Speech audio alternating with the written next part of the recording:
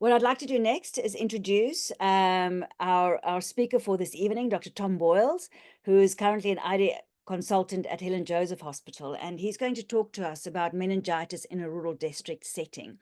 And actually, Dr. Boyles qualified at Oxford University in 2000 and then moved to South Africa in 2007, where he spent 3 years as an HIV physician at Madwaleni Hospital in rural Eastern Cape.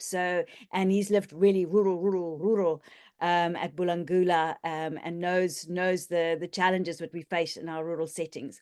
He trained as an infectious disease specialist in Cape Town from 2010 to 2012 and continued to work at Groote Schuur Hospital until 2017 when he moved to Johannesburg. He currently works for Right to Care, the Clinical HIV Research Unit, and as a consultant at Helen Joseph Hospital. And those of you on the IDSSA group, I'll be sending out the link to the Mirror WhatsApp group tomorrow. He's one of the people also on that group giving advice for doctors seeing infectious disease cases. He maintains a passion for rural medicine, and his research interests includes appropriate diagnostic and treatment strategies for TB and the increased use of machine learning models to advanced healthcare delivery in low resource settings. So with no further ado, I would like to hand over to Dr. Tom Boyles. We are now in a webinar setting rather than a meeting. This is new for us, so we can accommodate more people. So you'll notice rather than the chat, there's a Q&A. I'm going to encourage you to really put your questions into that Q&A. I'll keep an eye on them. And if appropriate, we can even interrupt as we go along, or we'll keep some of them till the end. So please do add your questions in the Q&A, and also be lovely to hear who's in the room. So please tell us who you are, which hospital you're at, what you do, so we can see who has joined us this evening. Wonderful. Thank you, Madeleine. What a great introduction. I'm just showing my slides. If that works. Okay, should be back. Okay. Yeah, I hope you can see that and you can hear me. So yeah, I mean, I generally do maintain a passion for rural medicine. I was in Madwaleni for 3 years, really at the peak of the mortality of HIV. And I did go back in 2021, lived at Bulangula and spent a bit of time at Madwaleni and Zitulele.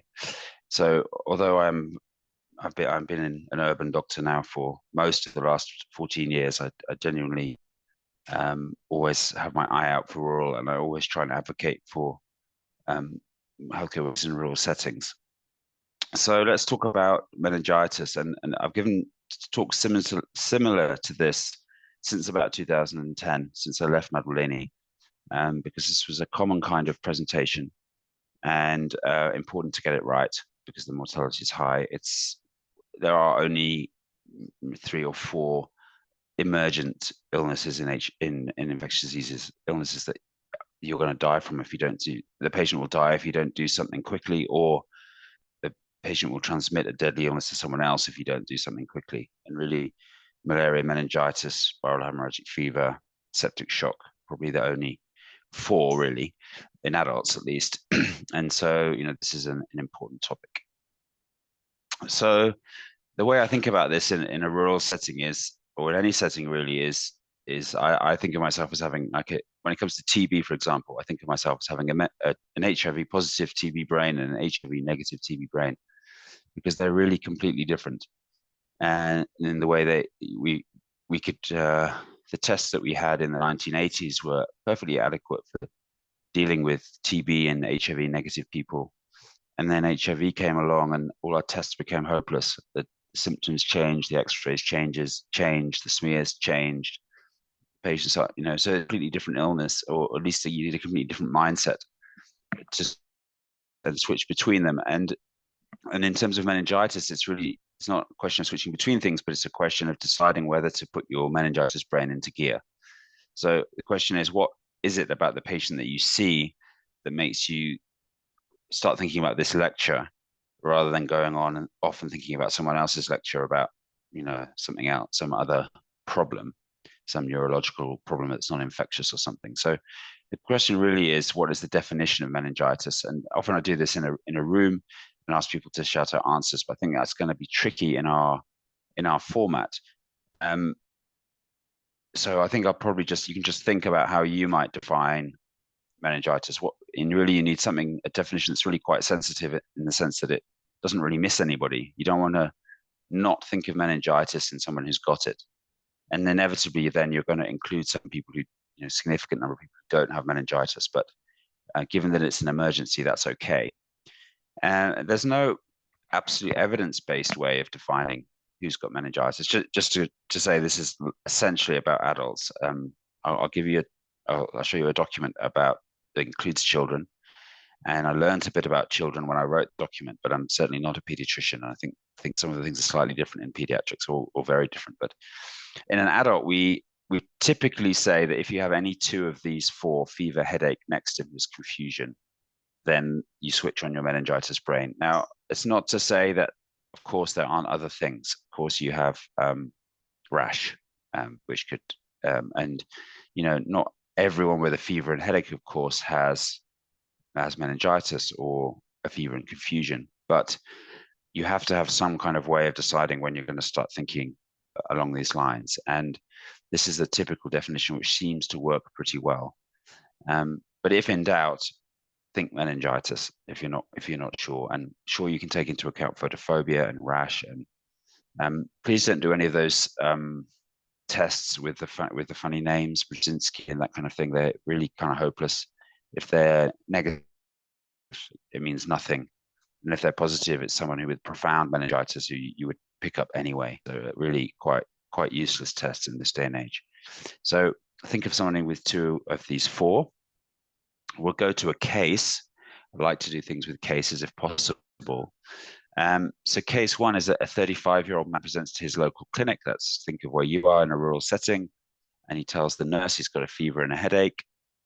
He evaluates him, and he's got a measured fever, 40 degrees. He's got photophobia.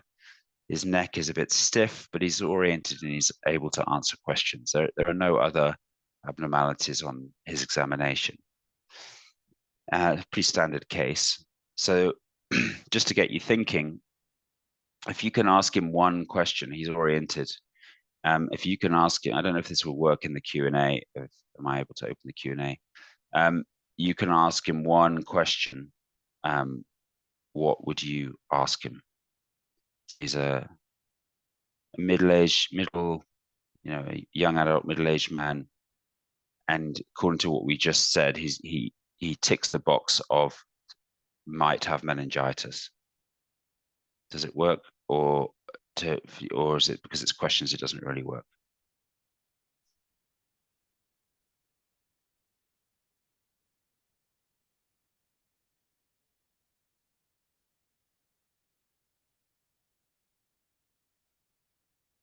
Madeleine, should I just go on?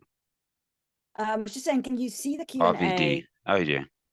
Okay, I got it. Yeah, I don't know if that's the right way to use the Q&A. So yeah, most people ask, do you have HIV? And so commonly is common answer is, do you have HIV? It's a good question, but I think you've missed it if that's your one and only question. I mean, it might be your second, or I think it's probably your second or third question. But what's really going to help you with this patient most in terms of determining not whether he's got meningitis, because you've already decided that he meets the criteria for thinking about meningitis, but you really want to start trying to determine what the causes might be. If I go down, does it help? For how long? Thank you, Maria Fernandez. That's what I think that's the right question, the right answer. The key question is the duration of symptoms. And this is something that I see not appreciated quite often I'm often in a emergency department in a tertiary center in a big city. And I see people with long duration of symptoms treated as though they've got acute meningitis. Not usually the other way around, but duration of symptoms is the key, because the approach, that's the first sort of branching point on your approach to this patient. Not so much in terms of whether it's an emergency, slightly, it's obviously more of an emergency if it's acute, less of an emergency if it's not acute. But is the key. So the definitions again are slightly unhelpful because the accepted definition is acute less than 7 days and chronic more than 3 weeks. And then there's no thing for in between, which is a bit dumb. But really acute is less than 7 days, but you have to be honest, it's usually less than 3.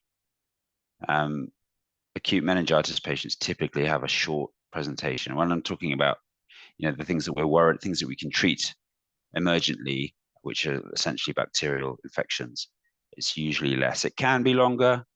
There are some exceptions of sort of bacterial causes that can be a little bit longer than this, but typically it'll be a short presentation. If it's a longer presentation, certainly more than 2 weeks, then the kind of bacterial causes are almost excluded, the ones that we're considering, because by that stage you basically would have died. As with everything I say, there are always exceptions. You're going to say, well, perhaps somebody gave him some oral antibiotics and it grumbled on, and there are always exceptions. These are really just the broad brushstrokes of how you would approach this. So get a feel for the duration of symptoms. And this is the guideline that I'm largely speaking from, which was published in 2013, and it's the kind of thing that sort of should be reviewed every decade. So if there is anyone out there who wants to do this, wants to review this, that would be helpful. It was a lot of hard work, I have to say, getting these. If you look at some of the names there, you might know many of them: Mardi and Martins and Bloomberg, and there's some big names there. Getting them all together to write the guideline, but if anyone wanted to take that on, they certainly could. So this gentleman we're talking about has got acute meningitis, 2-day history. So you're definitely into the acute meningitis realm. And essentially, what you would like to do to all patients with acute meningitis is a lumbar puncture, a blood culture, and give some antibiotics.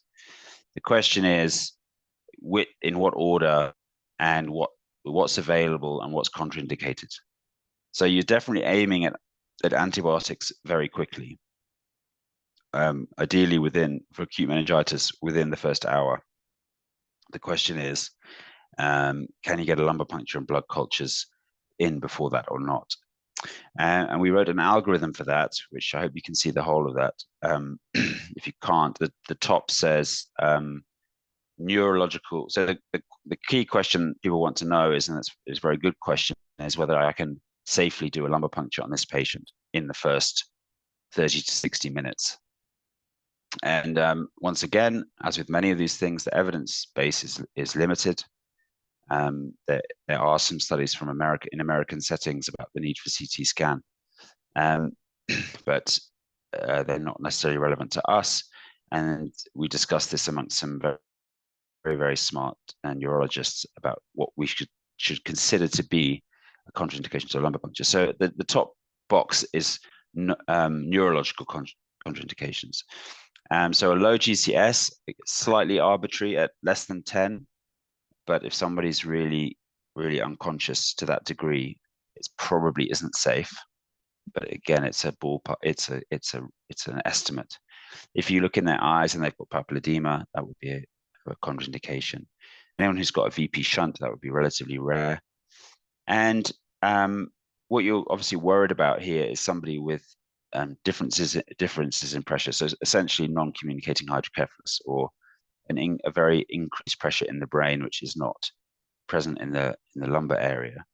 And so you're thinking of space-occupying lesions in the brain, and things that are clues to that might be an unexplained seizure, or a change in seizures, or a focal neurological deficit such as a hemiparesis or a dysphasia, but not importantly isolated cranial nerve palsies. So those are not considered any contraindications just by the neurologist to lumbar puncture. So you have to have something quite major. And then you may have those, but if you look to the right, say they don't have those, they still might have non-neurological contraindications.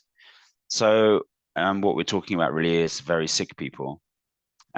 we say severe cardiorespiratory compromise, but it basically means someone who's just too sick to lie still and flat and cooperate because they're so cardiorespiratory compromised. You don't want to lumbar puncture someone with abnormal bleeding, but you're not going to know that from lab results in the first hour. So all you can really say is, if they bled precipitously from having a cannula put in or something, or they've got a particular rash suggesting of DIC or very low platelets, then you shouldn't. And then the normal contraindication of sepsis over the LP side.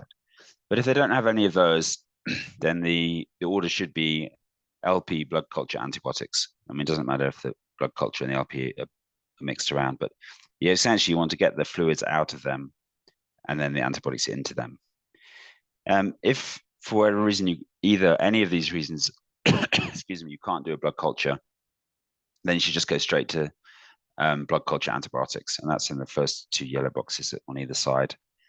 Of course, if you don't have a blood culture, you can't take a blood culture. And we didn't have blood cultures when I worked at Madwaleni, and you may not have blood cultures, but if you do, take a blood culture, and then you need to get the antibiotics in. We tried to make some take account of rural settings when we wrote this with regard to a CT brain. So if there is a neurological complication and a CT brain is available, then you should do it after the blood culture antibiotics, and then make a decision. If it's not immediately available, then you should continue, but still attempt. We suggest at least that there's still value in a CT brain at a later date potentially, because the person does have neurological contraindication, so there's going to be something on their scan most likely. I appreciate that in rural settings it's not always that straightforward. So which antibiotics are you going to give in an adult? So you're going to give 2 grams of ceftriaxone intravenously. Okay, that's once you've done that, there's a couple more decisions to make. But in terms of ceftriaxone, you've bought yourself 12 hours. The next dose is not due for 12 hours, so you don't have to make a decision about antibiotics for 12 hours. Like, do you give the next dose? That's the way I sort of see antibiotic prescribing. You give one dose, then you've got time. There's quite a lot of things that can happen in 12 hours. And at that point, you can make a decision about whether to continue or not. And you can make that decision every time that antibiotics are due. So that's straightforward. The next question you should ask yourself is, should I be adding ampicillin? I won't ask you to shout out why, but just think about why what might be treated by ampicillin, but not ceftriaxone. And the answer is listeria monocytogenes. Some of you will have worked during the outbreak in 2017, where we actually just essentially changed these guidelines very simply to say, give everyone ampicillin. So it's just give everyone ceftriaxone and ampicillin during the outbreak. That was quite an easy decision.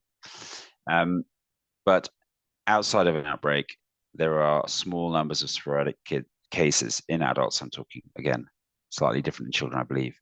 So is HIV a risk factor for listeria monocytogenes? You can think to yourself about that, but is older age, is pregnancy, and classically alcoholism is considered a risk factor for listeria. So I would say that it's almost impossible that HIV is a risk factor, given the vast amount of HIV we have in this country and the very low incidence of listeria. It cannot possibly be a big risk factor. If it is a risk factor, it's tiny. Older age appears to be a risk factor due to senescence of the immune system as a younger age. And there's a rough cutoff of age 50, which makes me feel very old. And that's a rough cutoff that you should consider that ampicillin with an over 50-year-old. Pregnancy actually is not a risk factor for listeria meningitis. It's a risk factor for listeria in the bloodstream, in the placenta, for early fetal loss, for transmission to the baby, all of those things, but it's not a risk factor for listeria meningitis as such. So in other settings, you certainly might consider ampicillin for a pregnant woman for listeria, but not really in the setting of meningitis. Alcoholism is a very loose term, and used to be defined as people who drink more than their doctor, and now is loosely defined. But if someone has a high alcohol intake, or possibly some other form of immunosuppression other than HIV, such as high dose oral steroids or something else, then you might consider it. But it's, again, very limited evidence as to the risk factors. But if in doubt, it's not a dangerous or expensive drug. It's not really causing extra collateral damage to the patient, given that they're on ceftriaxone anyway. And so if in doubt, just give the first dose. What about acyclovir? So we haven't talked about acyclovir. We haven't talked about viruses yet. I mean, I haven't given you a list of bacteria, but I think you know the list of bacteria as doctors. But should any of these patients get acyclovir? So the answer really is that there's if it's pure meningitis, so the patient is particularly if they're not confused, essentially, if they've got other features but they're not confused, then that's a pure meningitis. And whilst viruses like HSV and VZV cause meningitis, it's very unclear whether those patients require acyclovir. It does any good at all. Probably not necessary. So in the first instance, we would not recommend acyclovir for someone with pure meningitis. However, if someone has encephalitis, which is strange behavior, and it's an overlap, it's not always easy to say this person's got definitely meningitis and not encephalitis and vice versa. It can be tricky. If there's any doubt in your mind, then again, giving the first dose of acyclovir is not wrong. And I would very rarely criticize anyone for giving the first dose of any antibacterial or anti-infective agent in a casualty in a sick patient. So think about if the confusion could be an HSV, a cephalitis, but don't worry too much about viral meningitis as things that need to be treated urgently, because they almost certainly don't. Sorry, something I forgot to mention about listeria is that can present with brainstem signs, so create sort of cranial nerve palsy and also cerebellar type signs. So there are a couple of hints, at least from the history, that might push you towards listeria. But if in doubt, I would suggest give these first doses and then think later. So what tests you've in whatever order you've decided you're going to do the lumbar puncture, you've given the antibiotics and the blood culture if it's available. You've taken the lumbar puncture before that. What are you going to request on the CSF? So again, I don't think we'll use the Q&A, but the question is not to be what a lot of people are, which is like a tick box zombie. Don't just tick every box willy-nilly without thinking. That's wasteful, and it's unprofessional, and you really need to be thinking what tests you really want to know the answer to in this patient with acute meningitis. And the answer is really you should always measure the opening pressure. We'll talk a little bit later about measuring opening pressure. Some of you probably know this. The key test really is the gram stain. Now, people often forget about the gram stain, partly because it's negative so often, but for those who've worked in or haven't worked in a microbiology lab, when a CSF arrives at a microbiology lab, somebody rings a bell, immediately it comes. That's how urgent people consider CSF and how seriously they take it in a microbiology lab. And what the first thing they do is they do a very rapid gram stain, and in about 15 minutes they can give you an answer of it reaching the lab. So, if I was desperate to know this result, then you could walk it to the lab, hand it in, and in 15 minutes you'd have a result. A positive gram stain is very helpful, as we'll talk. A negative gram stain is a little bit helpful. And your box that you're sending the rest of the sample along, total protein, cell count, differential is helpful. Glucose is mandatory. Serum glucose is mandatory, but nobody ever does it, which is frustrating. But I put it in there just to try and encourage people to send a serum glucose at the same time. Culture, meaning bacterial culture, which the lab will do anyway. They will pretty much do all of these tests on any CSF that comes to you, the top ones, almost regardless of what you tick. And if you know the patient is got HIV, then even in an acute case, I would request a CLAT or a CRAG. It's a cheap and cheerful test. It's really highly sensitive and specific, and you're not always 100% clear on the history. So I would do that. I wouldn't do it in an HIV negative patient at this stage. And what's not on the list? Chloride and ADA and Gene Expert and all these things that people often just tick the box for are not on the list. Feel free to send a large volume, and the lab typically will store that sample for 7 days. So if you send them 10 mils, which is not going to hurt anybody, they'll have plenty left over to store. And if you do have some other questions from your test later on, you can just after a question from the lab without doing a repeat lung puncture. So in the case that we're talking about, this man, his opening pressure is 22 centimeters of CSF. Gram stain is negative. The glucose is 2.9. The protein is 1.2. He's got some polymorphs and twice the number of lymphocytes. So the next question is, how do you interpret those results? You might think to yourself what you think about this. Now, as I'll show you in an algorithm going forward, if the gram stain is positive, your diagnosis is nailed. Not the absolute details in terms of sensitivity, but if you see gram-negative diplococci on the gram stain, then the patient has meningococcal meningitis, no question. If you see gram-positive diplococci, they've got pneumococcal meningitis. That's if they see fungi on the gram stain, which they do, then yeasts, then they've almost certainly got cryptococcal disease. So it pretty much nails your diagnosis. So, in which case everything else is irrelevant. So that's why this case has a negative gram stain, because this is when these other things become relevant. And it's a bit of a mixed bag. So how do you interpret it? Well, this I like to present this sort of table has been in every textbook of infectious diseases since like 1910 or something, when people were first doing these sorts of tests. And they all look the same. They're usually copied from the textbook before, and they keep being repeated over and over. And they miss one thing very important, which is a reference. They're never referenced, and they all just say the same thing. And essentially, they're complete nonsense. They're kind of made up numbers based on what people kind of think or what people were taught because they read it in the previous textbook, and they don't really they don't represent real life.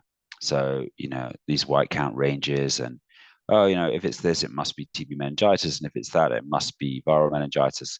You simply cannot be absolutely sure of what the etiology is based on these values. It's just nonsense. So what are the real figures? I like to present this paper. This is from 2010. Have it on my desktop, available to open whenever I want, because I think it's such a great paper. And what they did was at Groote Hospital. Okay, so this is like in the height of HIV mania for the sort of, I think, 3 or 4 years up to 29. I think it was 26 to 29 or something. They basically were able to just pull all the lumbar puncture results from adults, and this is just the ones that had a definitive answer. These are the ones where they either had a cryptococcal antigen or culture, a TB tuberculous culture, or a bacterial gram stain or culture positive. There were a whole bunch that were either that didn't have those answers, some of which were abnormal and some of which weren't. But just in the ones that had the answer, this is what you actually see. And you can see how many are completely normal. When it's completely normal, the sugar's normal, the protein's normal.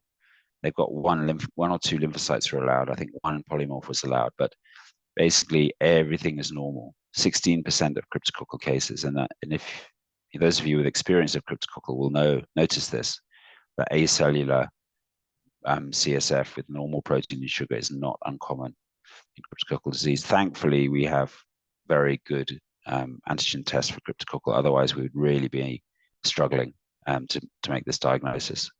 And the variability is pretty wide if you look at that. TB meningitis, confirmed culture positive TB meningitis, 5% had a normal sugar, normal protein, no cells. And similarly with bacterial, amazingly. you grow a bacteria and yet you've got normal. So there's a small, and then if you look in the boxes to the right, the range is wide. I like to look at the protein on the right hand side. So commonly I've heard very experienced doctors say, oh, the protein is the reason that the median is 5 and the upper limit of normal is 5 is because 5 was the upper limit of the assay. But so actually the proteins were much higher, the median was much higher than 5. And what's interesting is that in the bacterial group, the protein is much higher than in the TB group. And I often hear people say, oh, the protein was 7, it must be TB meningitis. Absolutely rubbish. Okay, the protein is 2. That's much more in keeping with TB meningitis than a protein of 7, as you can see from this. Of course, many of these patients had HIV, but it's not differentiated by HIV, although lots of them did. So, that previous table should really change. Its protein, where it says tuberculosis and meningitis greater than 50, is not true. It's not necessarily true. Different units.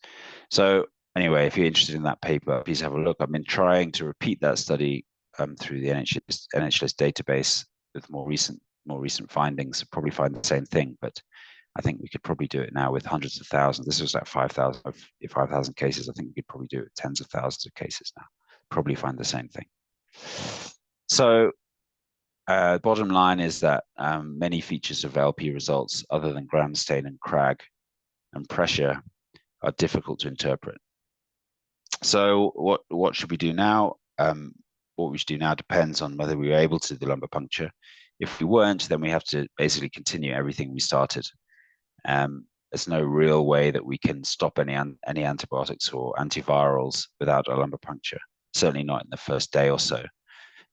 Should you get a blood culture positive with a specific organism or something, you may be able to, but you just have to carry on. If the LP was performed, as we've said at the top, the key is the gram stain. And if it's positive, it's relatively straightforward. You can stop everything except what treats what you pretty much know what the bug is going to be. If the gram stain negative, life becomes quite difficult. We suggested that if the LP is completely normal and either PCT or CRP are normal, or the CLAP is positive, that you could rule out meningitis. That's probably fair enough, but as we've shown previously, you can have completely normal LPs. That's why with bacterial meningitis, which is why we added in the inflammatory markers, which there is some evidence for them excluding bacterial meningitis. And if they're CLAP positive, they probably don't have two things. So they probably don't have bacterial meningitis. But if you're not sure, then you have to keep going and wait for the cultures if they're available, blood and CSF. If a culture grows from blood or CSF, then you're in easy street. You treat according to the bug and the sensitivities. If not, then you're not in easy street. So now you've got a patient with clinical meningitis, abnormal CSF or something abnormal, but they don't grow anything from their CSF or their blood, possibly because they had prior antibiotics. What do you do? Well, our suggestion is that you, if they're basically better after 3 to 4 days, this is your sort of next decision point. After 2 or 3 days, if they're better, you kind of assume that your antibiotics worked, and you should continue the antibiotics to finish the specified duration, which is in itself a little bit nebulous. But if they're not better, then you have to consider that maybe the diagnosis is incorrect. And there is evidence that if you repeat the lumbar puncture, if the numbers have improved, essentially the numbers have improved, and you can look at the document for exactly what that means, then you're probably on the right track, even if the patient isn't completely better yet. But if they haven't improved, it's good evidence that this is not bacterial meningitis or viral encephalitis, and that you can actually stop all of those antibiotics, because if after 3 days the numbers are the same or worse, your antibiotics are wrong. And it's probably not due to resistance, because you haven't been able to grow anything. And so it's much more likely that it's going to be something like TB meningitis. It will be by far the most likely diagnosis in that setting.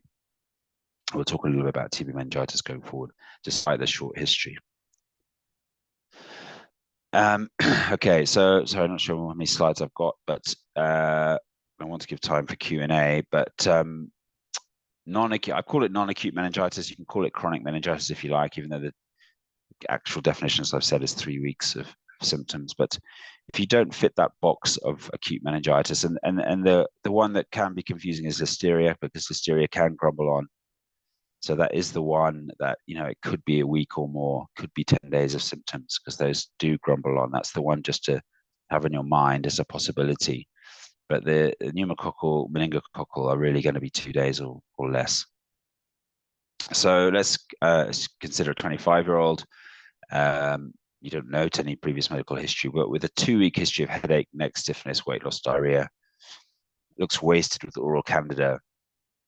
I often present this case as a Friday night Madwaleni case because this genuinely happened quite often on a Friday night when I worked there.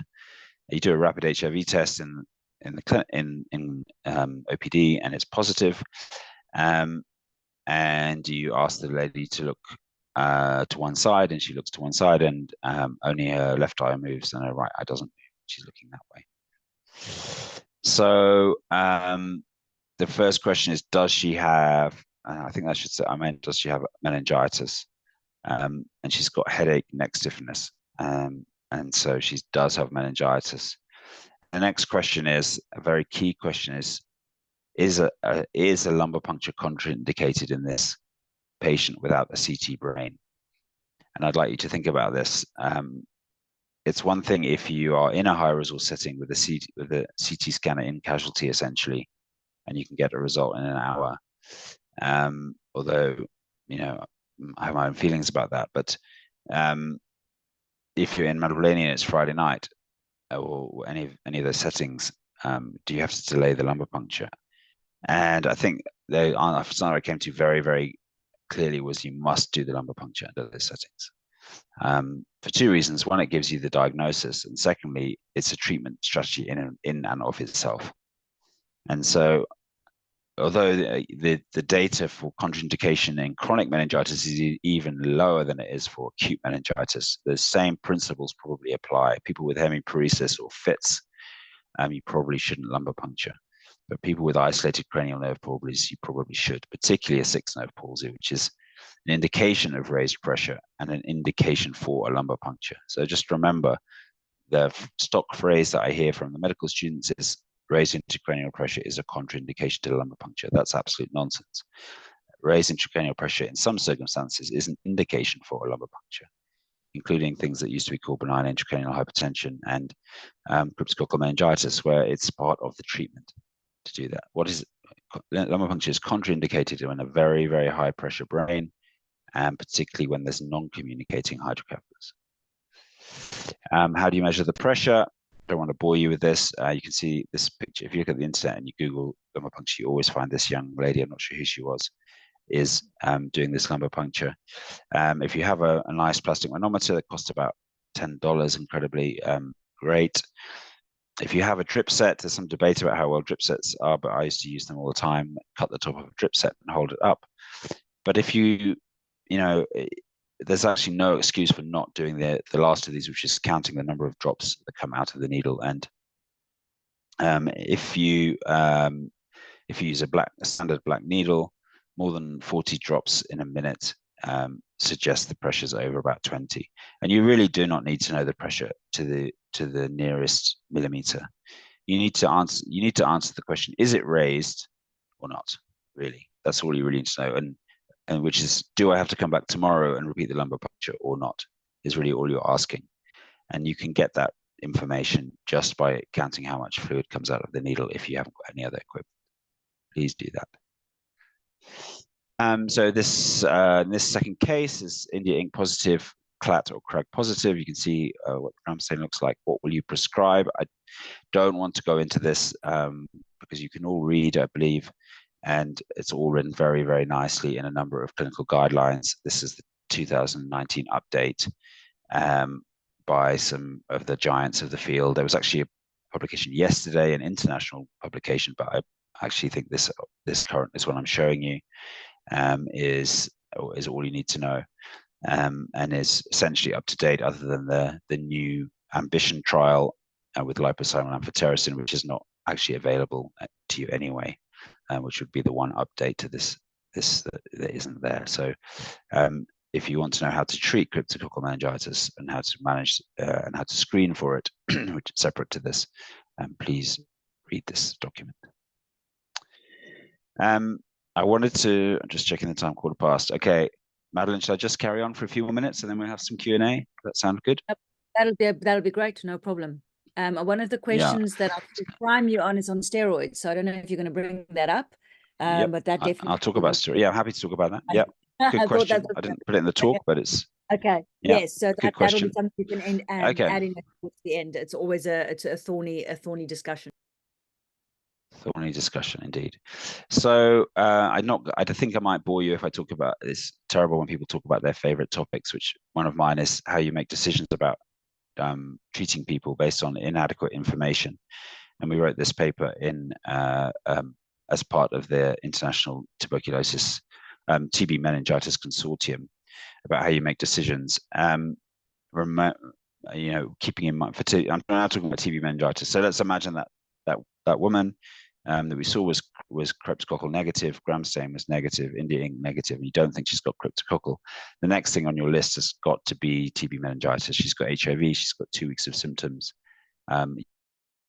You've already got quite a high probability that she's got TB meningitis.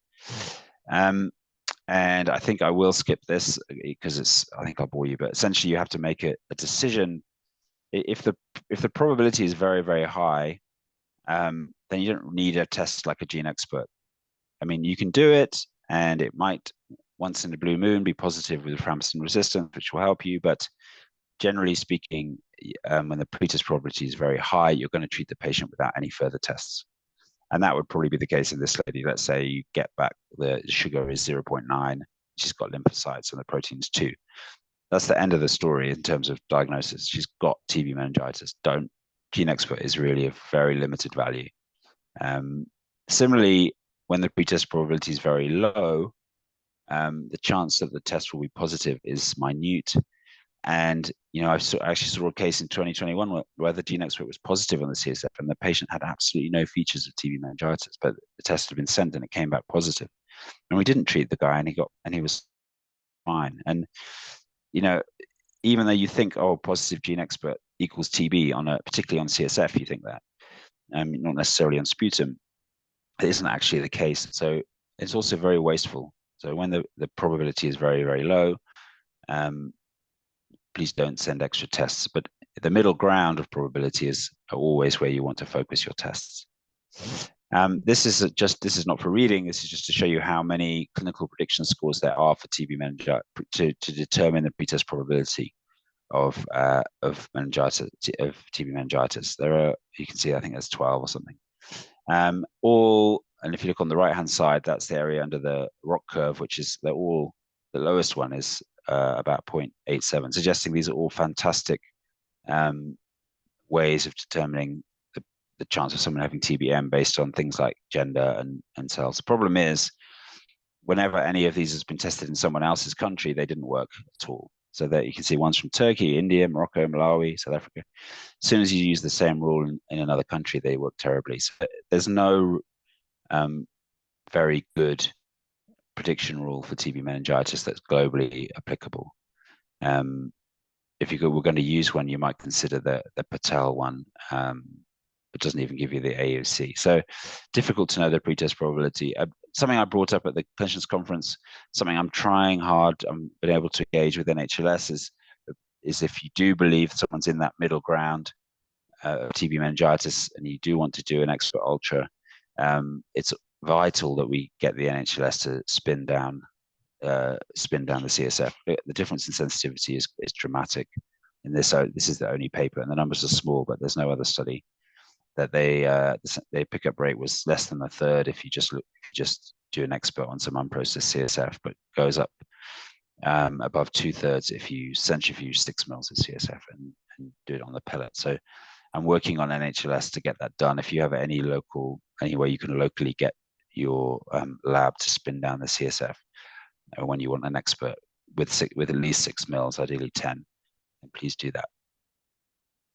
So the bottom line for TB meningitis is you need a low threshold for starting TB meningitis because it's such a devastating illness. But if the probability is close to 0, if it's 1 or 2%, then please don't send the extra test. But do start the treatment. If the probability is very, very high, it's up to you if you send the ultra test, but please do start the treatment. Expert ultra is grossly over requested in these cases, and particularly because it's not being centrifuged. So many of the tests are negative and have no influence on the management, either because nobody ever really thought they had TB meningitis, or because they're so likely they treated them anyway. And the bottom line on steroids right now is the evidence in non-HIV infected patients is to give steroids and TB meningitis, according to Thwaite's paper from 2002 in the Journal of Medicine. And the most recent evidence on steroids in HIV is that it has no benefit. That was published last year. And it particularly had no benefit in people who had definite TB meningitis. So people with high mycobacterial loads, so the ZN stain of the CSF was positive, or the expert was positive, or the culture was positive. In those patients, it definitely had no effect. It seemed to have, if anything, it had a slight effect in people who were at the other end of the spectrum, and those patients either had paucibacillary TB meningitis, which they may have done, in which case these patients probably have more of an immune reaction to the TB bacilli, or they just didn't have TB meningitis at all because it wasn't grown.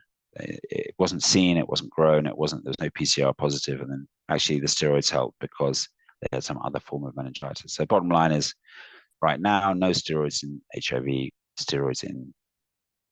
steroids in HIV, steroids in non-HIV. Okay, I'm done. I think we've got a good time. I'm happy to at least attempt to answer any questions. There are 75 people. That's fantastic. Thanks for coming. Yes, thanks very much, Tom. You're welcome to put your video on.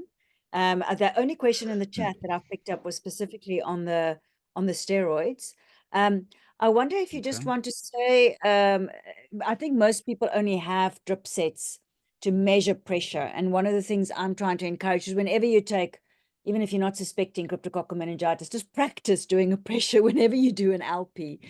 100%. 100%. Because quite often, so I'm not able to put my video on, but okay, no, that's fine. One of it's blocked, but anyway. One of the tricks with oh, that's odd.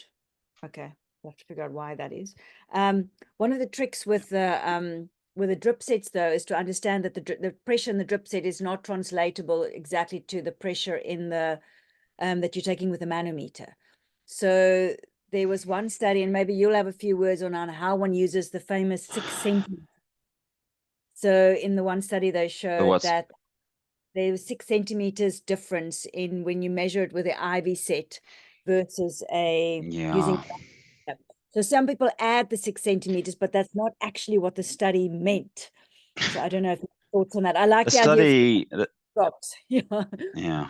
The study, I mean, I'm not sure. Yeah, the study came up with some complicated formula of 2 times x minus pi to the 4 power of what you see in the drip set equals the real thing. Far too complex for anyone to ever remember. And I'm not, and it's never been repeated, and I'm not convinced that's real. But I don't think it's hugely important because you're really just looking at big numbers. Is it above 25 or not really? And so most people with high pressure, it will be way over 25, and it's really not, whether your drip set is 10% out or whatever out. Just don't think it's going to change the management. And the other answer is, look, if in doubt, do it again anyway. There's actually quite good evidence for a second lumbar puncture, observational and not controlled, but there have been 2 studies which showed that a second lumbar puncture, independent of pressure, was beneficial in cryptococcal meningitis. I have no idea why that might be, and it might just be an artifact of who got the people who were going to do better got a second lumbar puncture, and the others were too sick to get one. But I always suggest in cryptococcal disease that people do 3 lumbar punctures in the first week. There's no randomized trial of that. Would be lovely if someone did one. I'm talking about in people with low pressure. The other thing is, I do think that you can mismeasure the pressure. I think if the bevel of the needle isn't exactly right in the middle, of the space. Maybe it's touching the side, or it's half in, half out, or it gets clogged, and then you can get falsely low reading. So I think for a number of reasons, I would suggest, if you're unsure, doing a second one, at least a second one anyway, and measuring it again. So that's my So view. The drip counting method, to anyone who's, I came up with the drip counting method because it was just so obvious, having done, something like 600 or 700 lumbar punctures at Madwaleni. It was beyond or obvious that when the fluid came out very fast towards you and started dripping very fast, that the pressure was going to be high. It's just obvious, but nobody will believe you unless you publish it. So we had to actually do that study and publish it. But I think it's kind of beyond or obvious that's what that is what happens, and it makes complete sense with the physics. Sorry, Madeleine. no, I think that's just helpful, this idea, because I know in the old guidelines there was this concept of doing the daily LPs for patients with high pressure and symptoms, which I don't think anybody actually does, and always seems like a bit of a tall order when you're in a district hospital setting. But I like that idea of the 3 LPs in the first week. There was some talk about it even improving prognosis but as I said, I don't think it was randomized trials. It was one of those, it's like the It wasn't randomized. No, steroid no one's mythology. ever randomized lumbar punctures. No one's Yeah. ever randomized lumbar punctures. But in high pressure, well, I have to say, in Madwaleni, I went every day to the ward and lumbar punctured these patients. I mean, I do a ward round 3 times a week, but I would go in on the other 2 days and just lumbar puncture them, and I would get the weekend people to do it. I'm talking about the high pressure people now. Yeah, because it makes, I agree with you. And So you'd get to the. It's so important. It's a very important. Again, it's not nobody's randomized to not lumbar puncturing them, but it seems very clear that it's beneficial. So I would, it doesn't take long. Often the patients will beg you to do it anyway because they've got such a bad headache, which they know will get better when you put the needle in. And I would encourage you, if someone has cryptococcal and the high pressure, to lumbar puncture them every single day. Sometimes twice a day, to be honest. It can be thank you. that bad, but anyway. There's a couple of questions in the Q&A. Next question. Yeah. There's a question about, should we stop steroids in RVD positive patients with TBM if it was already started on high dose for a patient? So I guess the problem is also not everybody's got the on steroids and TBMs. Yeah, no one's got the memo yet. Partly because the study was a little underpowered, but it was underpowered enough it was powered enough to show you that the effect is small, if at all. And it was, if you look at the subgroup analysis, which is always a little bit dodgy to look at subgroups, though, if you look at the people who definitely had TB meningitis, there's absolutely no difference with steroids. And so I don't give steroids, and I don't give steroids to people with TBM for HIV, and I don't think there's a risk you should of either. Steroids if you inherit a patient who's somebody's We're enthusiastic. stopping them. No, just stop it. No, there's no risk of stopping it after a short period of time. No. Right. And then the next question is, before we'll go to Lungi, is ampicillin a substitute or an adjunct to ceftriaxone in suspected Listeria meningitis? Yeah, lovely question. Sorry, it's an adjunct. Sorry, thank you, Tapello. It's an adjunct. You add it because you don't know. The only time you would stop the ceftriaxone and carry on was if you got a definitive diagnosis of Listeria from the Grant stain or the culture. And then you could say, oh, this is definitely a Listeria, we can stop ceftriaxone. But typically you don't get that answer. And so this is an empiric choice to add the ceftriaxone. Thank you for the question. Right. So I see there's 2 more questions in the chat, and then we'll go to the hands. The next question is about the correlation between CSF glucose and serum glucose and diagnosing meningitis. So now that you have so passionately reminded people to do that serum glucose, what do they do with that result? Will you just talk a bit about that ratio? Right. Yeah. So the answer is that the sugar in the CSF and the blood is in communication and equalizes. And so if someone is running a sugar, a lot of diabetics, if somebody's running a sugar of 14, then their CSF sugar is going to be much higher than someone who's running a blood sugar of 5. And so using the absolute value in the CSF isn't very helpful, because 5 might be very low for one person, or it might be very high for someone else. So the answer is, studies have always been done on the ratio of CSF, of serum to CSF. So I don't know if it's true, but I always think of it, and most people think of it, of the bugs eating up the glucose. I don't know if that's really true, but if you think of it seems to work for me. If you think that if there are bugs in there, they're going to be chowing this glucose.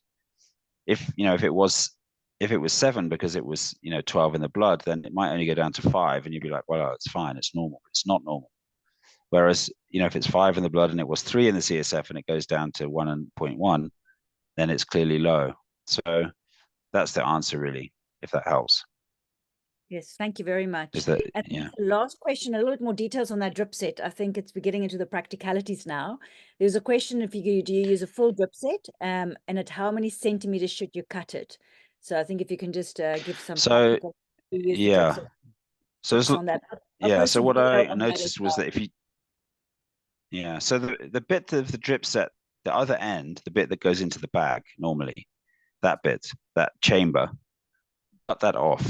I didn't know why, but I found that if that was on, the pressure wouldn't equalize.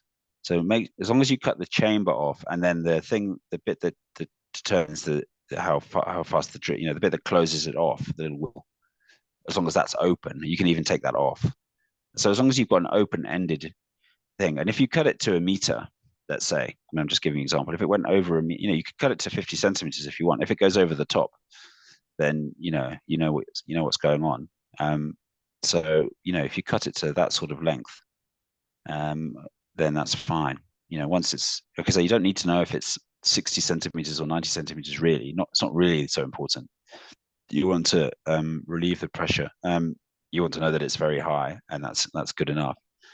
Just on that point, there's often debate about how much CSF should be removed, and again, there's not good evidence on this. It comes to expert opinion. I'll tell you what my practice was back in those days. Is I would put in these people with very, very high pressure and cryptococcal disease, I'd put the lumbar puncture needle in, leave them laying on the side, and I'd go off and continue my ward round and see a couple more patients, and come back. And when it was dripping kind of slowly, I would take the needle out, and that never seemed to cause any problems. And so, you produce 500 mils of CSF in a day. And these people are not reabsorbing CSF. They're still producing. The reason they've got high pressure is they're still producing, trying to produce 500 mils a day, and they're hardly absorbing any. And so if you take off 100 mils, they're going to reaccumulate. They're going to get back to normal quite quickly, given that they're not. Sorry, my children just interrupting me. So my personal view is, particularly in a rural setting where you may not get back tomorrow, or the patient may really need 2 a day and you can't manage 2 a day, is to be liberal with the amount of CSF you take off. I don't think it causes any problems. Thank you very much. And also just a practicality, if you are going to use the drip set to measure and you're on your own, you don't have an assistant, then it's quite helpful to measure to mark your little drip set like a manometer in 10 centimeter intervals, just to give you roughly, so you can eyeball it when you're sitting there holding it upright. And your average sort of, you get those 10 by 10 tagoderms. So if you don't have a ruler with you, you can just use one of those little sort of 10 by 10 tagoderms to measure out 10 centimeters and mark it with a pen on the actual thing before you attach it to your patient. It gets very fiddly if you're trying to mark or figure out how high the column is in your patient. But as Tom says, actually, in your very dramatic high pressures, you can actually just easily say that's way too high, that it shouldn't be that high. If it's borderline, then you're probably not as worried. I'm just checking if look, there's some more couple more questions. So Listeria is intrinsically resistant to KEF and sensitive to ampicillin. I don't know if that's a question. Yep. I think Yeah, that's Roger. just I think it's a comment, but it's a good comment. Yes, so it's essentially true. Yeah. So the ceftriaxone you're giving to actually cover all the major bacteria. And the question is, Yeah. when do we add ampicillin for Listeria? And the only patients we're actually adding it is for your elderly patients who might be immunocompromised. Is that right? So anyone who had, like I said, the evidence is very limited, so we're going on expert opinion. So over 50 is a sort of rough cutoff. Some people think diabetics, and I certainly think you should think about it in doing it in a diabetic. So it's certainly an elderly diabetic and maybe a less elderly diabetic. not just HIV itself cannot be a big risk factor. Otherwise, we'd have an epidemic of Listeria meningitis, and we just don't. So HIV itself can't be. People talk about alcoholism, so you know you can think about that, and any other something like long-term high dose steroids for an autoimmune condition. So it's a little bit difficult, but to give everyone definitive advice. But it's not wrong to give the first dose if you're not sure, and then at least you can think about it. You can get the CSF results back. You can talk to your friends, and you can say, you can have a think about it. While you won't have done too much harm with your single dose or 2 doses or whatever while you're waiting to think about it. You will sometimes see it on a gram stain, but you often don't, and it doesn't culture very well, which does make life very difficult because it can be culture negative, which does make life difficult. PCR is useful, but you may unlikely to have it available. And then there's and I think that's just good for the take-home message as well for this. The next comment around just double checking the fact that high intracranial pressure is not a contraindication for LP.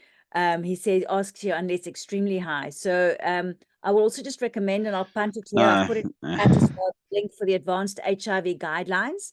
They've got a very nice section in there as well about the contraindications for LP, which are much less.